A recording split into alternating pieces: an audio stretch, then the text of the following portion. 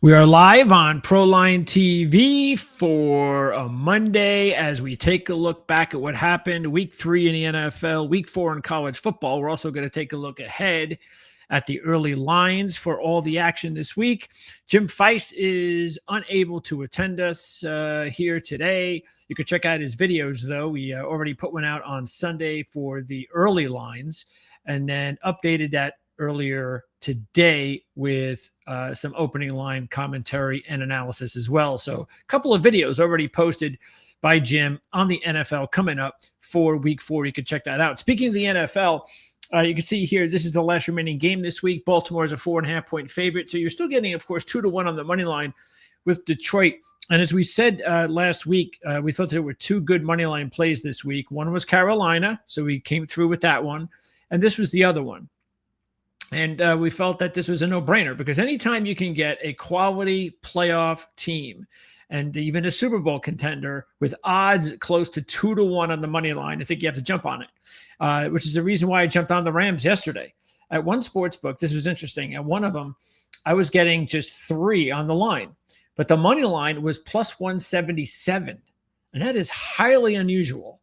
Usually for a 3, I mean, you could be anywhere from plus 120 to plus 150, maybe if you're lucky, plus 160 or 165, but never 177 have I seen that before. So I was all over that, and it looked good early on. But this is another thing to always remember, and I'm sure there are a lot of pro gamblers, pro handicappers out there that know this already. But for the ones that aren't professional, always remember the live wager. Always, especially when you have the dog and the dog has got a lead, not to mention a big lead. So if you would have taken a look at that situation, you've got the Rams, they're up by whatever it was, 16, whatever points in the game. You're going to get a good number on the Eagles on the money line. You hedge it. Now, I don't watch the games live. I am not a professional handicapper. If I was a professional handicapper, I would be watching everything live because you need to take advantage of everything as it happens, just like that. So that is a great example of what you could have taken advantage of if, of course, that's your cup of tea. So check it out in the future, and you will definitely be able to take advantage of it. All right, so let's go ahead and take a look at the rest of what's going on in the NFL. This Thursday, you've got Arizona and Seattle. They are both 2-1 in the NFC West. Seattle had the easy win over New Orleans, which we felt really good about. That was our top pick last week, as you know. And anytime you have a top pick when you've got a good team hosting a bad team, then what you want is you want an easy game. You don't want there to be, the really like Green Bay and Cleveland. You don't have to struggle through it, let alone lose it. So what you want is you want that early lead. You get that early 2-score lead from the really good team against the really bad team, or the good team against the bad team, especially if the game is at home for the good team. You're usually in the game is usually over for you, and you feel great about that. It's just what happened in the game on Sunday. For Arizona, I don't know what to tell you with Arizona because I think Gannon has done a really good job coaching the team, but the players still don't know how to win yet. And they said it themselves. You know, they did not close out the games in the first 2 weeks the way they should have, especially the Carolina game. And then in this one, also, they should have closed it out. They were able to get the safety. They've got the ball with less than 2 minutes to go. And what happens? But on the big play, the play where Arizona gets a first down, the game's over. They don't, and San Francisco's going to get the ball back. Where does Kyler Murray go with the ball but to Zay Jones? Now, I don't care that he's got the rookie on him. I don't care. That means nothing to me. When you have 2 highly productive players who are supposed to be 2 of the top players on your team, and Marvin Harrison and Trey McBride, one of them is going to be single covered, if not both of them, but one of them will be. And that's where the ball must go. You cannot be giving Zay Jones the opportunity to screw up your game, which is what they did, and he dropped the ball, and the rest is pretty much history. Also, Marvin Harrison Jr. is, for whatever reason, he has not worked out so far. When you are a top 5 draft pick and you are a wide receiver, you have to be a superstar. You have to be, this is a can't miss superstar. And everybody felt the same way. That's Marvin Harrison. That has not transpired so far. And by second year, that's when you think it's going to happen.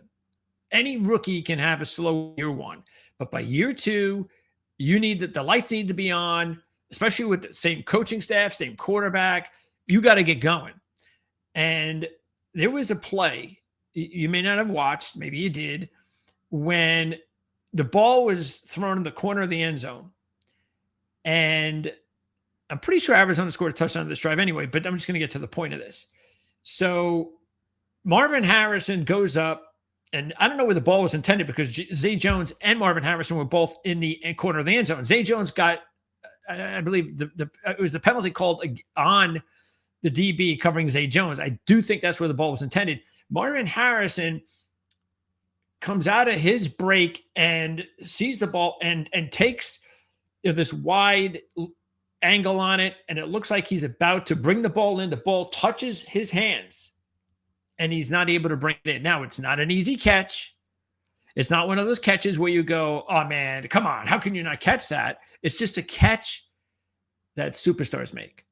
It's a catch that top receivers make. Okay? It's one of those things where it's sort of like that's what you would expect Zay Jones to miss. Receivers like him. When you're Marvin Harrison and you've got the ball in that spot and you're in the end zone at that point in the game, you have got to come down with that. Now, again, they scored anyway, but that's just something's not right now with Marvin Harrison, and Arizona has no chance until they get that going. And look, they're only a 1.5 point home favorite where both teams are 2-1 at this point. Arizona came this close. They were first down away from being 3-0. I haven't looked over all this information yet. We'll talk about it on Wednesday. That's when I'll have my final analysis of all these games in the NFL and college football. And most importantly, that's when I'll have all of the trends that I'm sure you check out. But I will definitely have my observations on this coming up on Thursday. But as of right now, I like Seattle. Let's move on. Now you've got the first game overseas, Minnesota-Pittsburgh. It's a 2.5 point spread. I'm not surprised by that at all. Pittsburgh's offense has just not gotten off the ground except for week 1. Aaron Rodgers wanting to stick it to the Jets, but he hasn't been able to stick it to anybody else since. He's been okay, but for the most part, this offense, I don't know if you want to blame the offensive line. I don't know if you want to blame what we thought could be a problem in the beginning of really when he signed with Pittsburgh, which was Arthur Smith, Aaron Rodgers, the two offensive philosophies clashing. Didn't make any sense, that marriage, and maybe that's part of it, but it's just not working out so far for the Steelers. They didn't have a running game. And I know they drafted Caleb Johnson, and even though he was a second-round pick, the fact is they drafted Caleb Johnson to be the starting running back with a co-starter with Warren. We're not seeing that yet. And until the Steelers can start running the football, I don't think they have a chance to be a playoff team. I just don't. They have to run the ball. They also have some injuries on defense. But look, hey, they won the game. That's all that matters, right? We'll get to the Patriots in a little bit. Meanwhile, Minnesota gets the win. And not a surprise, of course. We told you about the backup quarterback bounce. And it went 3-0. Went 2-1 straight up, 3-0 against the spread on week 3. So we hope you took our advice and took the Vikings and the Commanders and our little, remember we said take those two teams, little parlay there. And if you wanted to go with the Jets, you could, but we stayed away from that one. And it kind of looked like the smart move early. We all know what happened then. Anyway, Minnesota gets the win. And look, we don't know what's going to happen here with Carson Wentz. He's going to start this week against Pittsburgh. I think he did a pretty good job considering it's his first start. You don't expect him to come in there zinging the ball over the place. That's not Carson Wentz anymore anyhow. But that was the Bengals. Pittsburgh's got a better defense.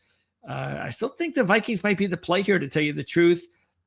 So we'll see. But anyway, it's an early start on Sunday. Now, I can't believe that there's a line in the NFL that I thought should have been I mean, when I saw 15.5, I can't believe that line. I was like, that's it? Yeah, that's it.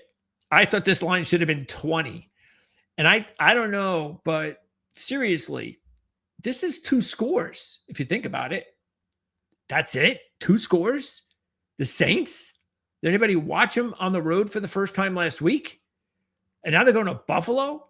Look, the only way the New Orleans keeps this one close is if Buffalo just takes a 20-3 lead at halftime and then basically just vanillas the offense and then sits everybody in the fourth quarter. That's it. And New Orleans backdoors them with a touchdown. But this one should easily eclipse 15, the final score. Eagles and Bucks, man, keep an eye on the Buccaneers injury report. Their offensive line has been decimated, so that's important. Mike Evans goes down. They've got 2 of their pass rushers down for the season. The rookie and then Kancey went down earlier this week. I mean, the Bucks had just a ton of injuries, and yet they're still 3-0. And the Eagles get the come-from-behind win against the Rams because the Rams can't kick a field goal.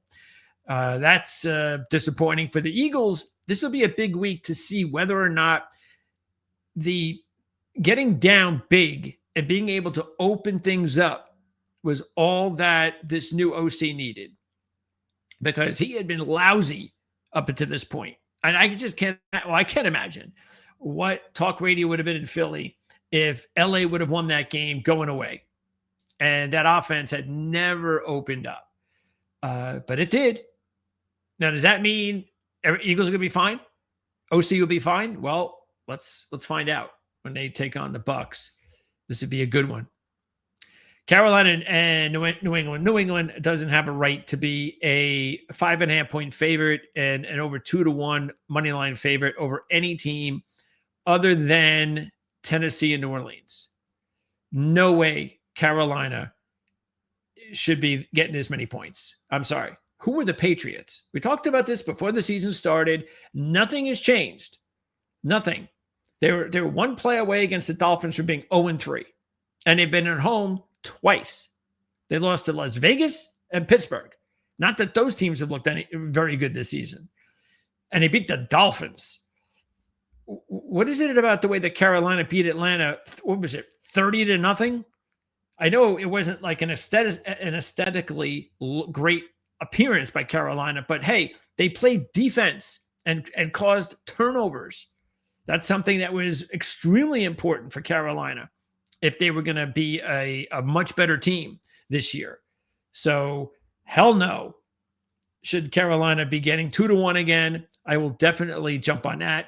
If anything, the 5.5 is golden to me. And Drake May, he's all of a sudden kind of reminding me a little bit, not all the way, but a little bit of the Carr kid at Houston, the one that take all those sacks and turnovers. And the Patriots are a turnover machine. Stevenson can't hold on to the ball. It hasn't been pretty, even though there's talent there. And, I think he'll be okay, but it's going to take a little bit for Drake May. You cannot, he doesn't have the talent to be a star in year 2. He just doesn't. So this is why I think there's just too much thrown on the Patriots just right now. Too much. Washington, Atlanta. No idea yet what's going on with Daniels. I'm going to guess that because it looked like he was iffy last week, that he should be fine this week. But Washington might just decide, hey, why rush it? Either way, we'll know more on Wednesday for sure. And Atlanta, now look, I didn't expect Atlanta to play like that at all, even though I picked Carolina. That wasn't good at all. So, yeah, to me, it's about coaching. I know a lot of people want to get on Atlanta this year, and I didn't. And that was one of the reasons. I'm just not sold on Raheem Morris. I'm just not.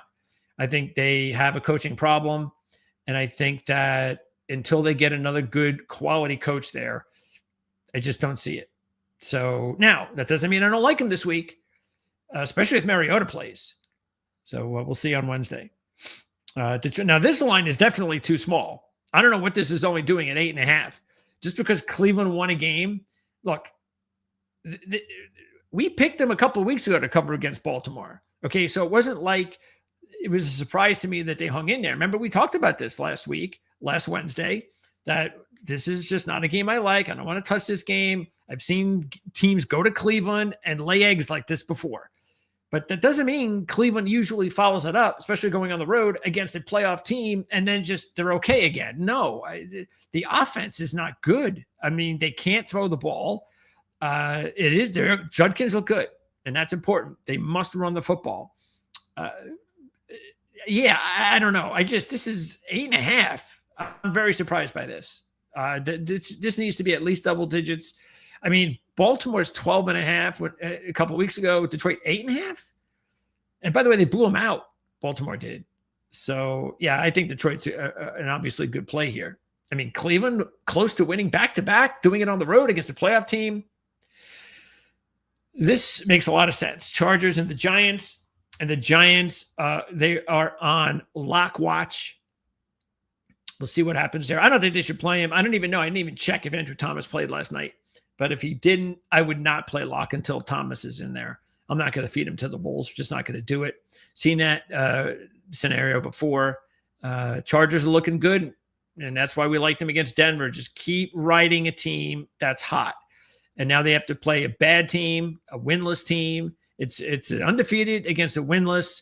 I know some people might look at this as an easy bet. And hey, this might end up, the longer the week goes, and being one of those, you know what, they may be right. I'm staying away from this one. It looks too easy because it is a road game. It's a cross-country game. It's a 1:00 game. All of that could smell trouble for the Chargers, but we'll see. I mean, obviously, how would you not like the Chargers on a Monday? Yeah, Houston in a world of trouble. And I'll have to maybe reach out to Cole Thompson, see if I can get him on. The offense has just been awful. And I don't think we can blame it all on the offensive line. Mixon wasn't starting the season. That was a huge problem. And I think we're seeing that right now. And then when your top player fumbles the ball late in the game and changes the entire game, you got problems. So whether it's the OC's fault, whether it's just a confidence fault, whatever the case may be, or Houston, maybe it's just one of those situations where it's just not their year because they've lost 3 close games. They're now 3 games behind the Colts with 3 games in, and it's not looking pretty for Houston. And Tennessee is just Tennessee. Colts and Rams, this would be a great game, almost a battle of undefeateds. But I got to like the Rams in this one. I think the Colts will finally meet a team that they just won't be able to beat up, keeping in mind that they did have a win against Denver, a quality team, even though it was a shaky kind of win there at the end. But it was a win. And otherwise, they have beaten Tennessee and Miami, 2 of the worst teams in the league. So really, without that penalty, they're 2-1, beating 2 pretty bad teams. But it's a great start for the Colts. The fans are ecstatic as well. They should be. Daniel Jones is off to a great start. Good for them. The defense, we said before the season began, that's their calling card. And now they got a quarterback to play well with Taylor. This is a legit team. No question about it. Legit team. And they are absolutely right now the team to beat in the South. But Rams are just better. Jags and Niners, we have to see what happens with Purdy, but this is an injured. I don't know what to say. I mean, as a Jet fan, I have my own problems with all the injuries, plus I'm 0-3. So I don't feel sorry for San Francisco. But Nick Bosa goes down now for the year. I mean, really? It's amazing. I mean, these injuries over and over again, if you're a San Francisco fan, must be killing you. So yeah, Purdy plays. I like the Niners for sure. I don't know what would that do to the line. And I might actually take him anyway. The problem is that I could see the same thing happening. What happened this past week is they win, but it's an ugly kind of win. And I don't want to give up 3.5. So if you're going to take San Francisco, it might be better to just go with that money line, even though it's pretty high for a 3.5. And here's the game of the week. Baltimore and the Chiefs. Or actually, I'm not going to say it's game of the week. For me, the game of the week, I think, might be Colts, Rams, and Tampa Bay, Philly. I think this is third. And the reason is, first of all, we know what the Chiefs have done so far this year, which is nothing so far. And second of all, we've seen this before. Baltimore, the Chiefs. Okay. But the other games, especially the Colts Rams, we haven't really seen that before. So if I had to choose, I'm definitely watching something I haven't seen before. I like the Ravens in this one. They are clearly playing better than the Chiefs. And it's only 2.5. So I think that's the way to go. We'll make our final prediction on Wednesday. Bears, Raiders, I find it kind of funny. I think some people might be getting out of hand now with Caleb Williams. Hey, Caleb Williams is back. Here he is. It was the Cowboys. All right, come on, man. So we knew eventually Caleb was going to have good games and he was going to play well and all that. And that was definitely one of those games. And I'm not saying the Raiders are a defensive juggernaut, but Geno, he sure played well. It wasn't his fault. But they had turnovers, and it's just Raiders are not as talented as teams like Washington, but I think they're almost as talented, if not just as talented as the Bears. And I still think they've got a coaching edge at this point. So I think the Raiders may not be a bad choice there. Packers, 6.5, See, I think you got to jump all over the Packers here because they're coming off a loss. The offense played awful, and now they're playing the worst defense in the league. So Green Bay is going to score about 50 in this game. And I don't think Dallas could score in the 40s. So I say go ahead and take Green Bay. And I'm not a total guy, but I got to believe this is way too low. Way too low. Now, CeeDee Lamb's out. Okay, I understand that. But I'm guessing is they're thinking this is a situation where, well, Green Bay scores 35. Dallas might only score 10 without CeeDee. But I don't think Green Bay is only scoring 35. And as I predicted last week, the battle of the 0-3 winless Monday night teams, the Jets and the Dolphins. What a beautiful nationally televised game this is going to be. And look, I don't know what's going on with Justin Fields. I think that's very important. I think you could see, even though they came back, that there were quarterback limitations. And that's why backups are backups. Part of me thinks that because the Jets might be because they're in the beginning of the rebuild and the Dolphins are just about at the end, that going with the Jets might be the play. In those situations, that's what I would look at. Meaning that a high percentage of players on the Jets, even though they're on 3, they're fighting. This is important to them. This coach isn't going anywhere. He just got here. This is the coach we want to play for anyway. And there you go. Because guys who don't, well, Aaron Glenn will take care of those guys. Dolphins, you might have some guys already at 0-3 going, well, McDaniel ain't going to be around here much longer. I mean, I don't even know if I want to be. So I'm not saying that could happen in week 4, but that's kind of the way I might look at that game overall. Let's talk college. And let's start in the SEC. Yeah, I don't know why this line dropped. Notre Dame 5.5. I really don't have any idea why, because they didn't have would you want them to beat Purdue 49-0 or something? I mean, Purdue's better than they were. Odom's going to do a good job there. So I thought the game, and I believe Notre Dame covered. I can't. To me, I think this might be one of my better plays of the week, and it's only Monday because I still look at Notre Dame as a playoff team. Now, I think they could still get into the playoffs with 3 losses. With their schedule, I think they can. But they're not going to get there if they lose to Arkansas. Arkansas is just a turnover team. We said it a couple of weeks ago, and it reared its ugly head the last 2 weeks. They get the turnover late in a game that looked like they were going to win at Ole Miss, and they get the turnover late in the drive that looked like they were about to take the lead against Memphis. They can't stop turning the ball over. And that's a team that lacks confidence. And now you're going to play Notre Dame, and I only have to give 5.5? Come on. This is usually what happens to me during bowl season. I hate bowl matchup season because I get the shaft every time. And what I mean by that is when I wait for the matchups, it always winds up being that I have a list. I'll have a list of like about, 5 or 10 teams, let's say 10 teams. These are the top 10 teams in my bowl season I want to pick. Okay. For whatever reason, I've been winning with them all year. I think they're going to win and cover this bowl season. These are my confident 10.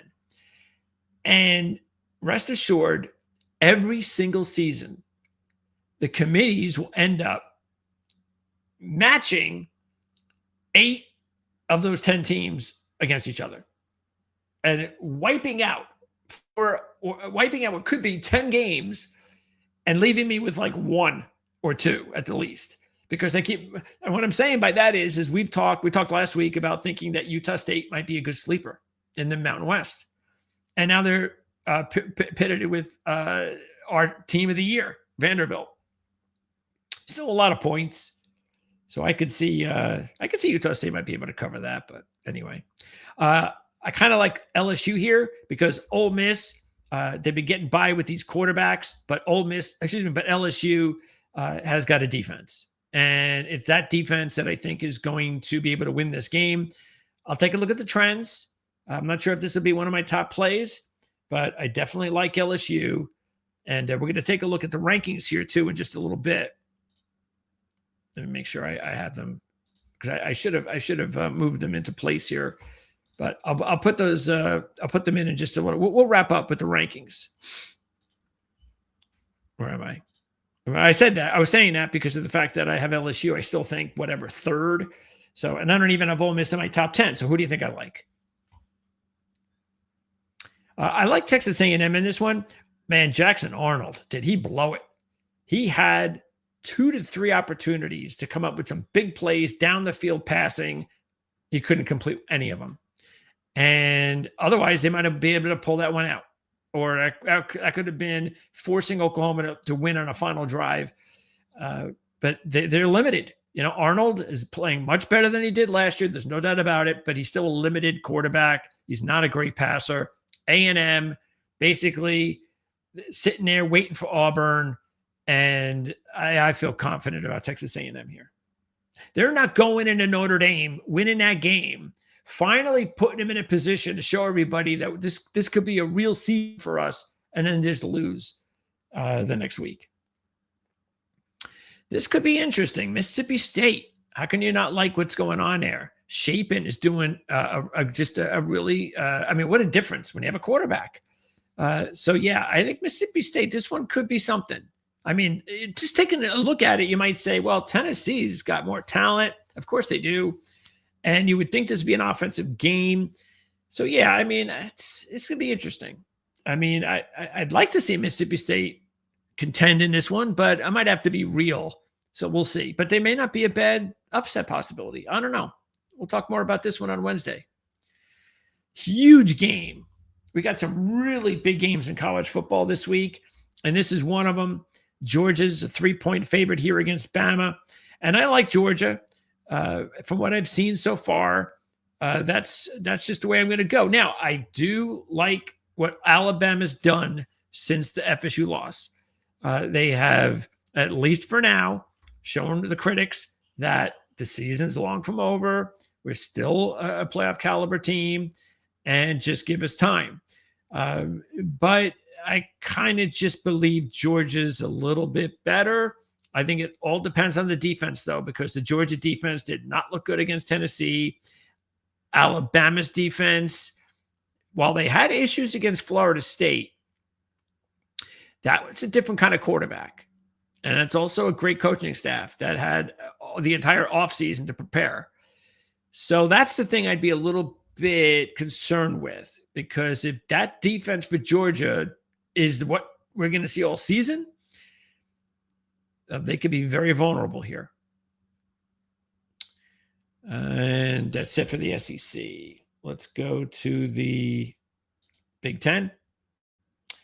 Wow. What on earth happened to Illinois? First with USC. This is really going to tell us whether they're for real or not, because they get this opportunity on the road. Still, I got to believe they're a quality Big Ten opponent. I can't explain what happened in Illinois. We'll try to figure more out in a couple of days. But I still think one game is one game, and that maybe these odds might be needing to be corrected because of that. I don't know. I got to look more into this one. I don't think this line makes sense. I was willing to, because I just so disappointed by Rutgers' defense against Iowa, so disappointed that they lost a game they could have easily won. Another one of those opportunities to win a big one in the second go around for Schiano, and they couldn't get it done. But I expected this line to be 1. Minnesota's not very good.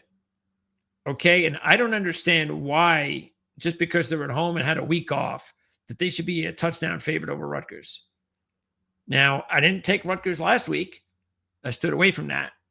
But this one I'll take, because I'm getting close to 2-1 on the money line, and they're a more talented team than Minnesota is. This is a good test for Ohio State. It's going to be a very big game for Washington, as we know. But this is a low line. I mean, Washington does not have a good defense, and I don't know how they're going to stop Ohio State's offense.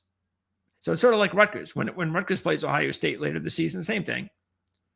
I think it's the same thing. You know, Rutgers, Washington, they'll put up points, but they won't be able to stay. They won't be able to stop Ohio State's offense. So I have no problem giving 8.5 here. I'd love to see Washington make it a game. I really would. I mean, maybe I'll change my mind a little bit on Wednesday. I just don't see it, because I did like Washington as a nice little sleeper, as we talked about at the beginning of the season, but we also prefaced it by warning about the defense. So unless I see something about the defense that I'm a little bit more encouraged about, but I don't know. I just I have a hard time believing. The only good thing for Washington is you are getting Ohio State making these West Coast trips. That could be dangerous for some teams, for any team. I felt this line was very accurate. I felt 7 was right on the number. And even saying that, how can you not love Indiana? I mean, Mendoza, as we've said, is a much better pro prospect than Rourke, and he's proving that. And now they had this blowout win against a quality team, and we know Iowa is just still Iowa. Who cares that they scored whatever they did against Rutgers? They still, what was it, 24 without the kick return? And that's as you know, weak as a defense for a average team as you're going to find, whatever that means. But for Indiana, I mean, I don't know how you don't love them in this one. I'm sorry, but they should. Unless they come down from the biggest high possible. I'd be maybe more worried if it was a 4-quarter game. That was a blowout. So I'd be all over Indiana here. Let's see. All right, here's the other big one. Penn State, 3.5 Oregon. Now, Penn State hasn't done anything yet this season, but they haven't played anybody yet.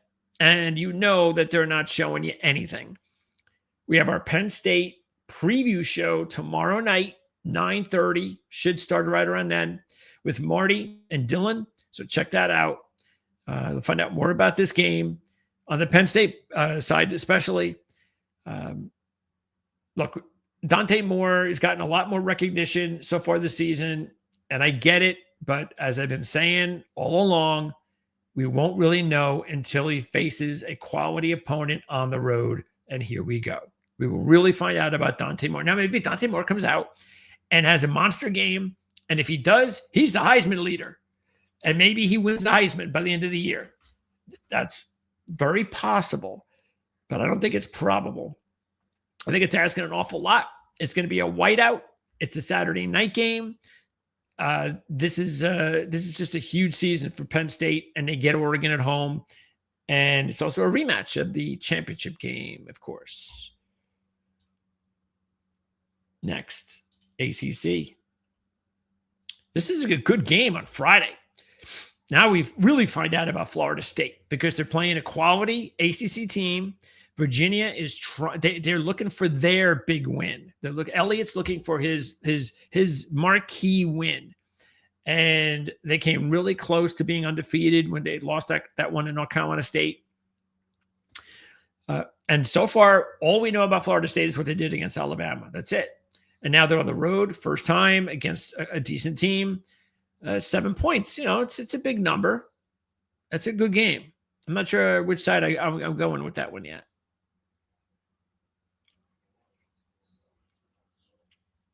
Wow. Nothing else in this. That's it. That's it for the ACC. We'll talk more about some of the games on Wednesday. Okay, Friday night, another good one. Nice little back-to-back Friday night action. And I'm all over Arizona State in this one. This is one of my top picks. I can tell you that right now. Unless there are trends that completely have to change my mind from a top pick to a pick. But I'm definitely taking Arizona State. They were my Big 12 pick when the season began. And I thought they had a really strong win at Baylor. You're on the road. You're a road dog. That was a very up and downish kind of game. And they came through at the end when good teams have to. They made the big plays when they had to. Their star came through when they had to. Their stars, quarterback Levitt and receiver Tyson. And again, I just think they're the best team in the Big 12, and they're at home.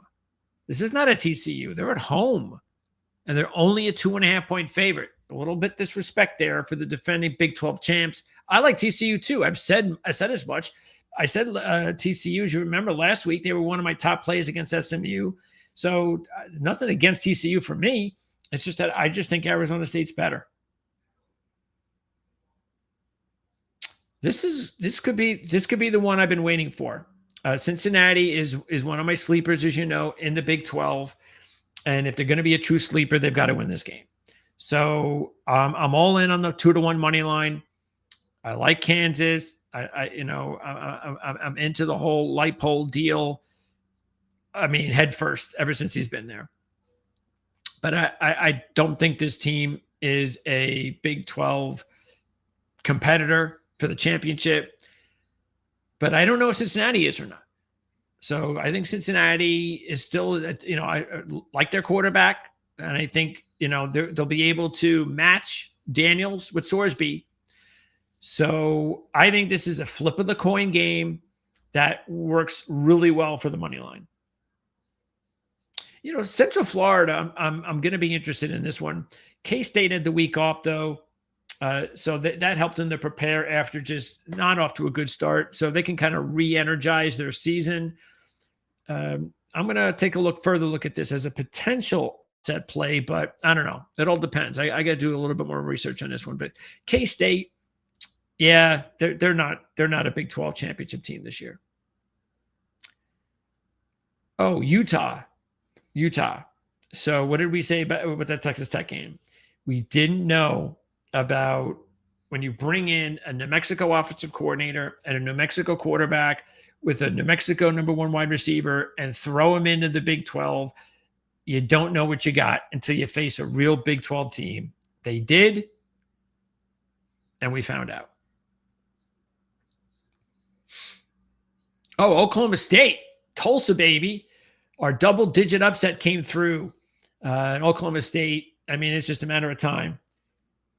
Gundy is not going to survive another one of these seasons. He's just not. I like Brennan. I've said that before. I like Fafita. I think he's a gutsy little quarterback. They had a big win over K-State last. What was it? That's right. This was last week, right? The Arizona win over K-State. I don't know why I thought K-State had the week off. Probably because it was on the weekday. But this is a first Arizona road game now. And I mean, a big game. They're going on the road. I think they're in over their heads here a little bit. And I think Iowa State had the week off. So if they did, I think Arizona's in trouble. BYU proved that they are legit. They've got a really good defense. I've said it over and over again. They've got the best coaching staff in the Big 12 collectively. Colorado is just not the same team from last year. We know that. And I feel pretty good about sticking with BYU here. It's only 6 points, and they are a legit Big 12 sleeper to win the championship. All right, now we go into the group of 5. And yeah, I got to look at this some more because I don't know, unless there was an injury here, I don't know how South Alabama goes from having 2 good losses, okay, to start the season, to having a terrible loss last week against Coastal Carolina, to being 12.5-point dogs against North Texas. So I got to find out if there's some injuries here. I can't explain otherwise, because if there were no injuries there, see, this is the thing. Yeah, I'm not going to get, when I see one result like Illinois getting blown out or South Alabama losing to Coastal and getting blown out by a bad team, and this happens every week, all season long, especially early in the season in both NFL college football, you can't overreact. You just can't, especially in college football. So I think North Texas is off. They're having a nice season. This Mestamaker kid is a nice quarterback. They're scoring points. But South Alabama is a pretty talented team. And I just got to find out what happened to them last week.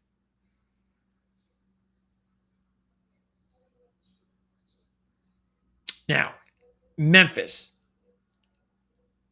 They've, you know what, this is a good time to pop up my group of 5 rankings. So Memphis made their appearance not only in my group of 5, but they made it all the way to 3, because I wasn't really sure about Memphis until I saw them play a real team. Remember, I had Troy beating them a couple of weeks ago. The game early in the first quarter, Troy's quarterback goes down and the game was over. So I still wasn't sure about Memphis. And were they going to lose until the fumble? Probably. But even then, the fact is they beat an SEC team, and that's huge. But let's just understand this. It's Arkansas. Okay. So that matters. It's still worthy of putting them number 3 on my list. And that's what they should be, because I still think Boise's ahead of them. I obviously think USF's ahead of them. Tulane's loss to Ole Miss was highly disappointing for them. Because remember, we went over the history of Tulane against SEC teams the last several years, and they've been blown out in every game. And again, they got blown out. That does not spell well for the committee when you're going to think of putting one of these teams in with the big boys, when one of these teams keeps getting blown out by the big boys. And South Florida just beat a big boy. So South Florida's got a Florida win. Memphis has an Arkansas win. And Boise State's Boise State. So they'll play Notre Dame in a few weeks, and that'll be their big test. Other than that, everything kind of stays the same, except a little bit down here. We've added North Texas to the list. They had a big win over Army. And that's it. So Memphis in, North Texas in. That's our group of 5 for today, for this week. So getting back to this one, this could be interesting because Florida Atlantic is off a bye and Memphis is coming off a huge win. So could that be a trap trouble game for Memphis? The high of beating Arkansas. Now you're playing a pretty weak Florida Atlantic team, but they've had a week off. So this could, I would say, you know what? Maybe this is a first half game. I'm not into that kind of wagering, but if you are, this might be a first half game to take FAU. That's the Atlantic. Mountain West, speaking of Boise. Yeah, San Diego State beat Cal. They shut them out. Like, huh? They had the week off to prepare for Cal. So that matters. And Cal was coming off a big win. There's a nice little rivalry game there. Hawaii lost a tough one to Fresno. I actually think this is a good play for Hawaii. You're getting 2-1. Air Force is clearly not the same program this year because they can't play defense. And if Air Force can't play defense, they're not the same. This could be a blowout. I might pick Boise by Wednesday because App State just not the same. So I could see Boise blowing them out. I actually think Stanford, believe it or not, could be the play here because San Jose State has not had the season that most of us thought they were going to have so far. In the MAC, that should be a nice game. Ohio, it's in my top 10. Bowling Green has been playing well so far under Eddie George. So that could be a nice game. Eastern Michigan came up with a big win over Louisiana. That was huge for the team and Chris Creighton. But I still think Central Michigan's a better team. UConn's a better team than Buffalo. It's only 3 points. Oh, and that other game and the other team in here, Toledo. I should have put Western Michigan in my double-digit upset. We talked about it last week. That was a good play. But yeah, I don't know. I should have saw it coming. That's all. Because you've been watching and you know that what we think about Western Michigan. So they got a big win, but now you got to keep it going. I guess they got the week off. So, and Toledo, that's just terrible loss. Matter of fact, did I knock Toledo out with that loss? I think I did, right? Yeah, they got knocked out. Completely knocked out of my top 10. Okay, James Madison. I like ULM. This is another line I have to investigate because how on earth? I mean, the Liberty's been not good this year. Everybody thought they would be easy to win the Conference USA. Maybe they still will, but 16.5. Of course, you know how much we like Old Dominion. I'm still surprised that this line is so big. That's actually a good little game. Jacksonville State and Southern Miss. Louisiana, man, they lost their quarterback, and it's been downhill ever since. And the last one, if there's anything here to look at, I think we've gone over that. Look, Kennesaw State's favored by 8.5. Really? Teams like Kennesaw State are not used to being 8.5-point favorites against any FBS team. So I'd watch out for that. And I think I like Louisiana Tech. I've said that before. I don't think they get a lot of respect with the odds makers. Now, let's wrap up with the playoff rankings. And then remind you that we're going to be back on Wednesday when we go over the picks and go over all the key trends and everything. Upsets, double-digit upsets. That's on Wednesday. We're going to come on right after Jim Feist's show at the restaurant, Dom DeMarco's, at 3 Eastern. Okay, live. That's for about an hour. We come on right after that show. All right, so not a lot of changes at all. As you can see, 1, 2, 3, 4, 5, 6, 7, 8, 9. The first 9 teams we did not change. Indiana's in. Texas Tech is in. We knocked off, obviously, Illinois. And we had to knock off Florida State because Texas Tech and Indiana just had 2 impressive of wins. And those were teams anyway that both were respected before the season began. Florida State, if they are for real, they will show it over the next 2 weeks because they're at Virginia. And I believe they are then at home against Miami, which will be a huge game to watch. That'll wrap it up. I want to thank you for tuning in. Make sure to subscribe, like, and share, and all that fun stuff. Also, whenever you're watching live, keep in mind that there's something called super stickers, and we're going to get more into that over the next week or so because we do have a lot of fun changes and additions and cross promotions and we have some really fun stuff coming up that have a lot to do with handicapping. But one of the other things we're doing is just reminding you that during live shows, you could use the super stickers and you could use them to donate to the show anytime you want. You can donate $1, $5, anything you like for any reason. And if you don't know what that is, let me know. And I will definitely at some point anyway, start explaining a little bit more about what that's used for. Because I think that, we should. I mean, we're a platform that really emphasizes good content And I know there's a lot of appreciation for that content.